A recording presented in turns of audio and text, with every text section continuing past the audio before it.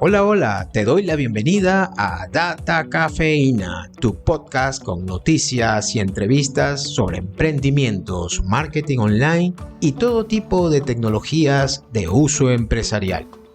Estaremos semanalmente con invitados de gran relevancia en estos temas y compartiremos mucha información que de seguro te servirán en tus proyectos, emprendimientos o trabajo diario. Soy Mao Garzón y te invito a que tomes tu taza de café bien caliente y empecemos. Hola, hola, bienvenidos nuevamente a Data Cafeína. En este capítulo tenemos un invitado muy especial. Se trata de Javier Castillo, una persona que aprecio mucho, no solo por sus conocimientos, su experiencia, sino como su don de gente. Javier, ¿cómo estás? Muy bien, Mao. Qué gusto saludarte por esta vía. Muy importante, ¿no? Muy importante estar aquí en esta mañana. Sí, igual porque todavía seguimos en el modo pandemia, ¿no? Lamentablemente, entonces siempre preguntar cómo estás y saber de que estás bien, eso para todos nosotros es muy grato. Bien, Javier, cuéntanos un poquito, Javier, todo lo que tú has vivido en tus años profesionales, en los negocios que has emprendido y sobre todo en el marketing, que es tu brazo fuerte. ¿Qué has hecho, Javier, en todos estos años y qué estás haciendo ahora? Sí, afortunadamente, mira, ha sido un recorrido largo, interesante. Yo creo que es una de esas cosas que marketing ha sido parte de mi quehacer desde que tomé la decisión de ingresar a la universidad. Imagínate, hace bastante tiempo atrás, hace algunos años, cuando estaba estudiando grado, me acuerdo en St. John's University, escogí dentro de las disciplinas de administración, escogí justamente el major, la especialización en marketing, y de ahí me gradué y empecé mi carrera profesional. He trabajado en distintas industrias. Empecé con la industria de consumo masivo, que es realmente donde se aprende el marketing importante, porque aprendes canales, aprendes el diseño de productos, aprendes a aplicar las P's, las que uno aprendió, ¿no? Las de Jerome McCarthy, que aprendió en las aulas, y uno dice, bueno, ¿cómo aplico todo esto? Y en consumo masivo realmente logras aplicar todas las P's. Entonces pasé por Johnson & Johnson, estuve en Colgate-Palmolive, empresas multinacionales, en Reckitt Coleman también, como en todas las áreas de marketing. En Johnson & Johnson terminé como director de marketing del área, hasta que la empresa decidió, la corporación decidió que, pues acá teníamos manufactura, ¿no? Y teníamos diseño, desarrollo de productos. Ahí tuve grandes logros. Aquí desarrollamos, por ejemplo, desde jugador, Vaselina Johnson, shampoo manzanilla, una creación ecuatoriana que la exportamos al mundo, del cual me siento súper orgulloso cuando yo veo un supermercado, por ejemplo, en España, en un Mercadona, veo en las perchas shampoo camomila, y yo digo, wow, esto fue lo que creamos nosotros años atrás en Ecuador. Entonces, importante. Luego pasé a industrias ya de otro tipo de productos de mayor inversión, como autos. Fui director de marketing de la corporación Novoa. Una experiencia espectacular. Nos tocó exportar vehículos a un mercado tan competitivo como el colombiano. Hay grandes experiencias. A mí me tocó introducir el Mitsubishi Montero, que ensamblábamos aquí en Cuenanza. Me tocó introducirlo a Colombia con mucho éxito realmente. Ahí tuvimos unas campañas de relaciones públicas espectaculares. Nos trajimos me acuerdo tanto a a uno de los grandes editores del tema de autos, ¿no? José Kolopatowski, una eminencia. Nos trajimos a la planta justamente porque necesitábamos esa opinión profesional sobre los autos ensamblados en Ecuador, y la verdad es que fue muy positivo cuando después de Klopatowski opinó en los medios colombianos. Los colombianos son mucho más conocedores de autos, son mucho más tuerquistas, por decirlo de alguna manera, que los ecuatorianos. Entonces Correcto. ellos sí confían, ellos sí saben de motores y demás. Entonces esta opinión de Klopatowski sobre los autos ensamblados en Ecuador fue muy positiva y nos permitió una entrada al mercado colombiano en forma importante. ¿En qué año fue eso, Javier? Eso fue por los años 90, 95, Okay. o por ahí. Perfecto. Sí. Luego estuve en los mercados financieros. Ingresé en una primera fase a Banco del Pacífico. Banco Pacífico en ese momento era un banco muy orientado a la tecnología, muy orientado digamos, a tener innovaciones, y de hecho mucho de lo que hicimos fue orientar casualmente todos desarrollos de productos en beneficio de los clientes, como por ejemplo el sistema de cobros y pagos, tesorería descentralizada, servicios súper importantes en esa época, pero también otros desarrollos. Pero luego, viendo la crisis bancaria, año 2000, ahí fui invitado por la Junta de Beneficencia para trabajar como director general de la lotería. Y ahí tuve también un periodo muy importante, ya otra industria totalmente distinta, ¿no? De consumo masivo, pero con temas de ilusión, de intangibles, ¿no? La intangibilidad de los premios. Y tuvimos ahí experiencia muy interesante. Lanzamos el Pozo Millonario, uno de los productos mejor vendidos en el Ecuador en su historia, ¿no? Vendíamos más de $1 millón. Una pregunta, te interrumpo un momento. Has hablado de productos, has hablado de marca. En tu parte del Banco Central ya metiste la parte web. Yo te voy a hacer una pregunta aquí. ¿Cómo crees que se sopesa el producto final percibido por el consumidor entre marca, el desarrollo de la marca, y el producto per se? ¿Cómo tú ves eso? ¿Cómo tú ves esa percepción? ¿Es importante, no es importante? ¿Cómo tú la ves?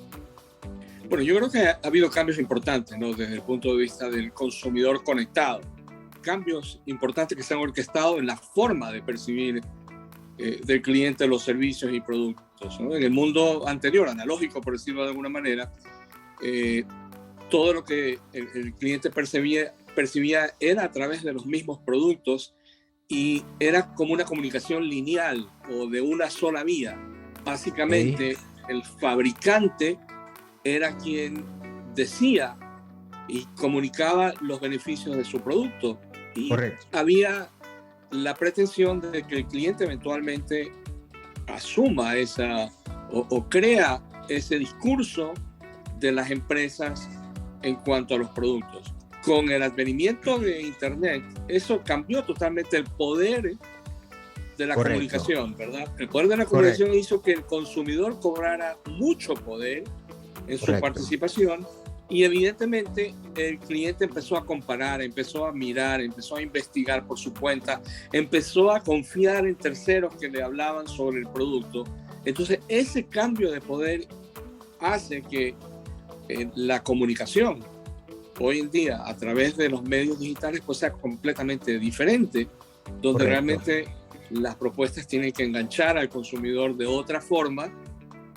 No puedes hacer la venta tradicional como se hacía en el mundo analógico de una vía, sino hay construcción, hay co-creación, inclusive no solamente en los productos, ¿verdad?, sino también en la comunicación. Hay una suerte de co-creación. Entonces tus consumidores se vuelven tus promotores de los servicios en las redes, en el mundo digital, cuando confían en los productos. Por eso es que también hay una gestión importante que se debe hacer en las comunicaciones.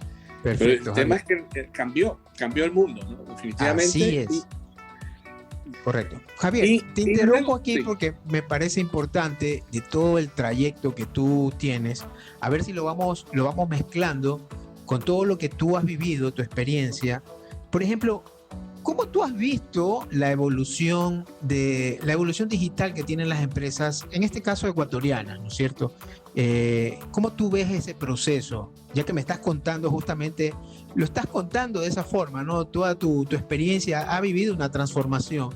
Entonces, de lo que tú has visto en las empresas locales, ¿cómo has visto su evolución digital? ¿Y cómo están ahora? Sí, a ver, yo diría que ha sido un proceso bien lento, en honor a la verdad, Mao. O sea, siento que el empresario ecuatoriano se ha vendado los ojos frente a la transformación digital. La ha visto como con cierta incertidumbre. O sea, como yo no lo conozco, como no sé suficiente del tema, mejor no me involucro. Correcto. Y eso ha tenido como impacto un retraso sensible, importante que tenemos en Ecuador en términos generales. Ni siquiera con la pandemia estamos a la par de otros desarrollos en otros países. O sea, correcto, se ha hecho mucho, no lo voy a negar. Ha habido muchas iniciativas. Yo creo que los que están liderando en este momento las iniciativas de transformación digital son más bien, curiosamente, empresas nuevas, emprendimientos nuevos, correcto, que son los que realmente están dando lecciones sobre cómo manejar el ecosistema digital. Y vemos, por ejemplo, en los sistemas de pago, vemos una proliferación de empresas locales. Una de ellas, por ejemplo, Kushki Pagos, que ha tenido una explosión importante, que fue una de las primeras empresas que ahora, digamos, recibió una inversión importante a nivel externo, para seguir desarrollando un ecosistema que no solamente es local, sino internacional. He visto, por ejemplo, Pagar es Fácil, con unas facilidades impresionantes que es envidia de muchos bancos, para decir la verdad. O sea, creo que están tres bancos involucrados en Pagar es Fácil, ¿no? 3 bancos locales involucrados. Está Banco de Guayaquil, Banco del Pacífico. Como aliados en servicios, pero Pagar es Fácil se maneja por su cuenta. Entonces, el punto que quiero enfatizar es que más bien son estas nuevas empresas pequeñas todavía, las que realmente están introduciendo el tema digital. Ahora, la banca tiene un problema muy claro, muy importante, que tiene que ver con los sistemas legacy, que se llaman, ¿verdad? Los sistemas tradicionales, que son difíciles de cambiar. Cuando quieres ser rápido, ¿verdad?, en los cambios frente al cliente, estos sistemas no te permiten ir con la rapidez y la agilidad que requiere una transformación digital. Creo que se ha malentendido el concepto de transformación digital. Muchos han pensado que, por ejemplo, la transformación digital es simplemente una suerte de maquillaje. ¿Sí? Esto es más o menos como, y si lo queremos graficar de una forma humorística, ilustrativa, es más o menos cuando en la casa uno, digamos, en el hogar, uno limpia la casa porque viene la suegra, ¿verdad? Entonces uno dice, hay que limpiar por donde pisa la suegra. Correcto. Pero ¿cuál es la graficación de eso? De que uno no hace una limpieza exhaustiva, de que, por ejemplo, uno se imagina, uno grafica la alfombra y luego barres y metes la basura debajo de la alfombra para que la suegra no lo vea. Correcto. Eso es más o menos lo que se hace en muchas empresas en el ámbito de transformación digital.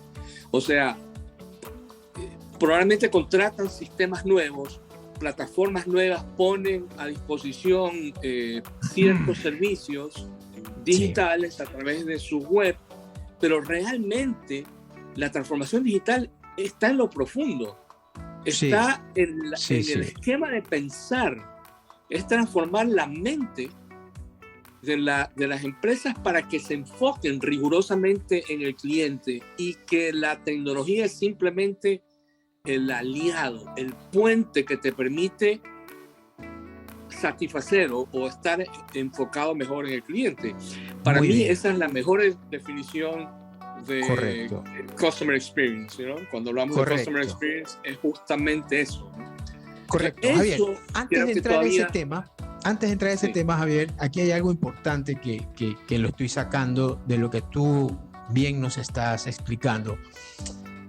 Si nosotros lo vemos como una evolución lenta o no adecuada o no óptima, localmente hablando, la transformación digital, ¿dónde tú crees que radican los bemoles? ¿Dónde tú crees que radican los pequeños problemas, los pequeños letargos, el cuello de botella?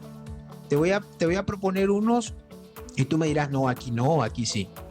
La educación universitaria, la preparación profesional, las empresas, la actualización empresarial y la cultura de la audiencia o de los consumidores. ¿Dónde tú crees que está el cuello de botella?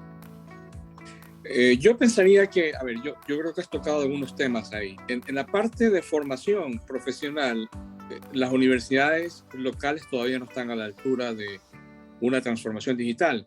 Si vemos la oferta, o sea, empecemos por ejemplificar una transformación digital. Dime tú, y si tú me dices que hay una universidad que realmente brinda servicios digitales para que servicios digitales integrales para que el estudiante todo lo haga en digital, cuéntamelo. O sea, lo que se ve es más fricciones en todos los aspectos de pagos, aspectos de el manejo de sus materias, la consecución de la educación misma. La falta de innovación en los temas de EduTech, de tecnologías de educación, que va lento, ¿verdad? Muy lento. La falta de los esquemas de entrenar a los docentes para que realmente aprovechen las tecnologías digitales para mejorar el conocimiento y transmitirlo adecuadamente. Los pensum, evaluemos los pensum, la oferta académica en temas de transformación digital, en temas de digitalización, son muy, muy pobres todavía en nuestro país. Entonces yo creo que ahí falta concuerdo. Dar ese salto. Eso es parte del problema. Luego, las empresas mismas, los directivos de las empresariales, les falta, ¿verdad? Esa visión, esa mirada de decir, bueno, si yo no lo conozco, pues voy a aprovechar a gente que me pueda ayudar en estos temas para caminar hacia adelante a pasos firmes para ingresar en esta transformación digital. O sea, se ve esfuerzos, se ve increíblemente esfuerzos más de forma y no de fondo. Por ejemplo, se suele generar departamentos de innovación en las empresas, en los bancos, departamentos de innovación, quitándole la legitimización que tiene el área de marketing, que normalmente las áreas de marketing son las especialistas en entender a los consumidores. Entonces, por naturaleza, la innovación siempre ha salido de las áreas de marketing que han sabido entender, ¿verdad? Todas las áreas de marketing siempre han sido transversales en las empresas. Evidentemente las que aplican realmente los criterios de marketing. Hay otras que no, donde marketing se ha convertido en simplemente una parte operativa, pero las que entienden el concepto como realmente es de marketing, que involucra todo, que es transversal a la empresa y que te permite, es el vocero principal de entender a los consumidores, porque en marketing siempre hay que estar investigando los cambios en las actitudes del consumidor. Es la razón de ser del departamento de mercadeo, justamente tener el contacto con el cliente, conocer sus necesidades, resolver problemas incluso con un departamento derivado como soporte o soporte al cliente. Eso es muy importante. O sea, ¿tú crees que la cultura empresarial está como que media chueca, está equivocada? O sea, yo creo que, como tú dices, yo creo que está limpiando donde camina la suegra. Así es. Hay una falta de visión. O sea, tú no resuelves el tema de innovación creando un departamento de innovación. No, claro. Es más, ahí profundizas el problema de innovación. Porque ¿qué es lo que haces? El departamento de innovación se vuelve predominante en la empresa, ¿verdad? El responsable de innovación. No, la innovación es de toda la empresa, es una cultura. Correcto. Hay que crear la cultura de innovación para que toda la empresa sea orientada hacia la innovación. Porque si lo vemos en lo más simple, innovación, ¿de dónde parte? Parte de identificar problemas. Parte de identificar problemas o puntos de dolor que tiene el consumidor y resolverlos. Javier, ese es un punto de partida de la innovación. Correcto. Javier, te interrumpo. ¿Tú crees que los consumidores están ya más preparados para todo lo que es transformación digital que las mismas empresas? Absolutamente, para el consumidor, pero el consumidor nos ha dado lecciones del uso de aplicaciones intuitivamente, ¿no? Y ahí viene un tema importante. Cuando las empresas entienden al consumidor en su integridad, entonces la transformación se vuelve en entenderlos y en darles soluciones de experiencia de usuario, ¿verdad? Donde hay que estudiar, hay que investigar cómo las interfaces resuelven mejor los problemas de los clientes. Correcto. Entonces, y lo vemos, hay jugadores internacionales que son los que han pateado el tablero de todo lo de user experience, como por ejemplo Netflix en la parte de videos, como Correcto. Por ejemplo en la parte de alquiler de habitaciones tenemos a Airbnb, que lo ha hecho magistralmente. Entonces basta ir a esas apps y a todas las apps de delivery que son internacionales, Uber, en la parte de taxis. Vemos cuán intuitivas son sus plataformas, sus interfaces de usuario, que es justamente lo que hablábamos hace un rato, lo que están aprovechando estas fintech, ¿verdad? Como Kushki, como Pagar es Fácil, que están tomando estos ejemplos de interfaces y los están poniendo a disposición de los clientes, y los clientes fascinados. Y claro, eso no pasa con las empresas, por decirlo tradicional, o pasa más lento, por decirlo de alguna manera. Ahora también hay un fenómeno que está ocurriendo, ¿no? Y que salta a la vista, ¿no? De que no es el tema, el tema va por un poco la actualización de la cultura, de la audiencia, de los consumidores. Tú vas a los bancos y tú ves gente ya mayor en haciendo fila.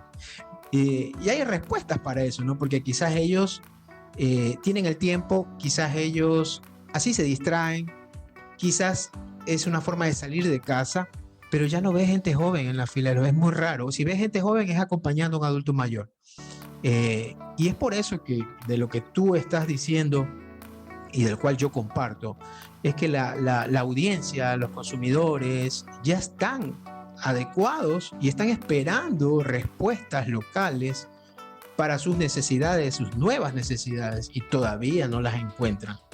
Alguna vez le escuché a alguien decir de que en nuestros países latinoamericanos, en este caso puntual de Ecuador, todo está por hacer. Y eso creo que es bueno desde un punto de vista, también es malo desde otro punto de vista. Haciendo un resumen de todo lo que nos has contado, haciendo un resumen y trasladándolo un poco para que nos entiendan un poco los que nos escuchan, la transformación digital proviene desde una época en que las plataformas online comenzaron a mutar, comenzaron a cambiar, y cuando hacen ese sesgo, ese cambio, sobre todo a partir del año 2000, como tú bien contabas tu historia, experiencia personal, laboral, profesional, a partir del año 2000 comienza un repunte y un cambio de las plataformas online. Entonces deja de ser una plataforma que publica, solamente era publicable, como tú bien decías, los ejemplos de las empresas donde tú trabajabas que solamente ofrecían un discurso de su marca, pero no había una contrapropuesta. Y entonces ahí viene, a partir del año 2000, todo un nuevo cambio tecnológico que permite que los consumidores, en este caso le vamos a decir usuarios, antes de entrar a User Experience, comiencen a validar ciertos conceptos, ciertas ofertas que se hacen en Internet, que con el tiempo lo comenzaron a llamar posts, ¿no? Y comenzaron a darles likes, se inventaron el like, el me gusta, y ahora último se inventaron los dislikes, los no me gusta, se inventaron el compartir, pero si te gusta algo tú lo compartes, si no, no lo compartes, se inventaron el comentar, Y plataformas, por ejemplo, como Amazon hace, por ejemplo, una gran jugada justamente a finales de los 90, que es una calificación del producto y del proveedor, lo cual no se había hecho nunca en la vida. ¿Cómo tú vas a permitir que los consumidores te califiquen a ti, por ejemplo? Eso era increíble, era algo no pensado. Y entonces las plataformas comenzaron a habilitar toda esta tecnología para beneficio del consumidor y también para beneficio de las empresas que entendieron el enfoque. Entonces, tu experiencia, lo que tú has vivido, es como una reafirmación de lo que ha pasado tecnológicamente hablando, ¿no? En la transformación digital. Bien, No, y sin aquí duda. viene una pregunta, Javier. Aquí viene una pregunta. ¿Tú cómo ves la absorción cultural de la audiencia latinoamericana a lo digital? ¿Es rápida, lenta, va acorde a lo que se espera? ¿O cómo tú ves esta absorción de la cultura digital? Yo creo que la absorción no viene a la velocidad que esperaríamos, aunque se está dando en ciertos sectores. En los sectores jóvenes, sin duda, es un tema muy rápido. O sea, la adopción ha sido fantásticamente rápida. En otros sectores, en otros segmentos de la población ha sido un poquito más lento, pero es por lo que estamos diciendo, es por las faltas de propuestas precisamente de las empresas en entender mejor esta dinámica. Las empresas se han orientado más bien a tratar de justificar por qué se siguen haciendo las cosas a la usanza del mundo analógico, cosa que no debería ser. Es más, gracias a la pandemia, en cierta forma, las empresas se han visto casi que obligadas a transformarse, porque de lo contrario estaban destinadas a sucumbir rápidamente si es que no ingresaban a darle facilidades a los clientes para que hagan compras digitales o plataformas digitales que les permitan no solamente comprar, sino también conocer mejor sus productos y su oferta. Pero todavía vemos con mucha deficiencia y con mucha frustración. Pongámonos en el plano a nosotros que estamos aquí conversando como clientes. Cuando uno ingresa a una plataforma y quieres saber de algún tema, pero quieres comprarlo en línea, te encuentras con mil trabas de que están publicando productos que no tienen en stock. Correcto. Entonces uno dice, ¿cómo es esto? ¿Cómo es posible que una empresa que está caminando hacia la transformación digital siga publicando productos que no tienen disponibles? Correcto. ¿Por qué no aprenden? O sea, no hay mucho que buscar. ¿Por qué no aprenden de Amazon? Amazon, o sea, cuando te dice, ¿no? Hasta el último, si tienes stock o no. Los sistemas te permiten. ¿Y cuándo te va a llegar? ¿Cuándo te va a llegar? Sí, pero lo primero, sí, además que cuándo te va a llegar, pero lo primero es saber si el producto está disponible o no. Aquí nos encontramos todavía. Yo tengo una explicación. Yo tengo una explicación ahí, disculpa que te interrumpa, Javier. Yo tengo una explicación ahí puntual a lo que tú bien estás diciendo, y se debe a la falta de integración de los sistemas de gestión de las compañías. Y te voy a decir casos puntuales. Hay compañías que tienen un retraso en la actualización tecnológica, llámese servidores, llámese base de datos, llámese sistemas ERPs, desde poco más de 10, 11 años. Con la pandemia lo que ocurrió es que esas empresas que poco le importaban actualizar, por cuestión de costos también, ¿no? Porque no vamos a culpar a las empresas de la actualización de sus sistemas, de una forma sin tener en cuenta, por ejemplo, el costo financiero, ¿no? Pero me refiero a que he encontrado en el mercado empresas que tienen hasta 10, 11, 12 años, 13 años, 14 años y una 15 años en la que no han actualizado por cuestión de costos. Entonces, ¿qué pasa? Ellos tenían, por darte un ejemplo, ellos tenían una base de datos SQL Server y tenían un sistema operativo Windows NT. Imagínate, eso es prehistoria. Llega la pandemia, hacen su página web por separado, con HTML5, con PHP y una base de datos que puede ser MySQL, MariaDB, lo que sea. Y resulta que su sistema de gestión de stocks, de inventario y contabilidad es el antiguo. Entonces no tienen cómo hacer merge actualizable de los stocks. Y cuando vino la pandemia, encontraron un gran problema allí. Hoy en día, esto no solo pasa en Ecuador, está pasando en muchos países de Latinoamérica. Y es más, conozco empresas extranjeras de índole anglosajón que están trabajando ya aquí porque encontraron esa oportunidad. Porque los países latinoamericanos no actualizan sus plataformas o no la actualizaron al 2020, no estaban actualizados. Y entonces ahí tú ves eso que tú cuentas. ¿Cómo tú vas a creer que vas a hacer una oferta de un producto? Y la respuesta es porque son dos sistemas distintos. A eso es lo que te quería decir, Javier. Eso es lo que está ocurriendo. No, sin duda, Mao, tienes toda la razón, pero yo digo, o sea, hay un profundo desconocimiento del mundo empresarial porque hay soluciones. Sí. O sea, a ver, está bien, yo entiendo que hay inversiones de por medio, pero por último, contrata soluciones donde no lo haces tú, sino que contratas la solución a un tercero. Y te digo algo, Javier, y te vuelvo a interrumpir. Disculpa que te interrumpa tanto, pero te digo algo. Sí. Una respuesta de lo que tú estás diciendo muy bien, lo estás analizando bien. Una respuesta que me dieron a mí es de que a mí me costó en su época esto $25,000 y usted me dice que con 5,000 ya tengo otra cosa nueva. Ellos lo ven como un activo, como una inversión que se va a perder. Así lo ve el empresario, Javier. Eso es parte de la incultura, ¿verdad? Es parte Correcto. De la cultura. ¿Cómo puede ser un activo algo que si lo comparas con el estándar de uso actual, la tecnología evoluciona permanentemente? Así es. Ya pasa la obsolescencia. Entonces, por lo tanto, sí, invertiste, pero ya esa inversión está obsoleta. No te sirve para resolver tus problemas empresariales actuales. Entonces, tienes que repensar el tema.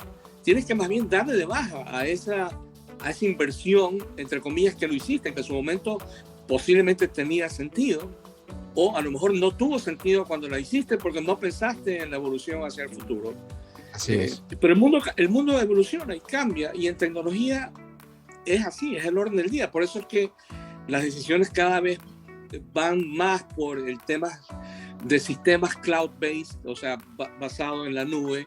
¿Por qué? Porque justamente uno dice, a ver, yo no tengo, y ahí vemos modelos de negocios como el de Microsoft, el de 365, por ejemplo, que te dice, oye, no te preocupes por comprar tu hardware todo, o sea, actualizar tu software, permanentemente. Nosotros nos preocupamos tú me pagas la mensualidad, ¿verdad? Y se vuelve en un sistema, en un nuevo modelo de negocio de renting de tus sistemas, cosa que en el mundo analógico no era de práctica común. No, antes no se daba, porque tú comprabas más bien, y esas son las famosas inversiones que se hacían en sistemas. Hoy el mundo ha cambiado, entonces hay que ajustar el mindset, el esquema mental a este mundo evolutivo cambiante y hacer los cambios. Y en un momento dado, a lo mejor ya no es el momento de invertir en sistemas, ¿verdad? Sino más bien es el momento de contratar sistemas a terceros, ¿verdad? Javier, outsourcing de tecnología, por ejemplo.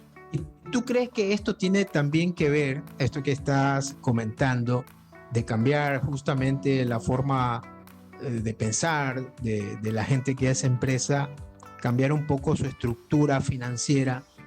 Esto tendrá algo que ver también cuando nos metamos al siguiente tema que vamos a abordar, que es el marketing centrado en el cliente. ¿Tú crees que tiene mucho que ver eso? ¿Y crees que este nuevo marketing brinda algunos beneficios para los consumidores y también para los que crean productos y marcas? ¿Qué piensas tú de eso?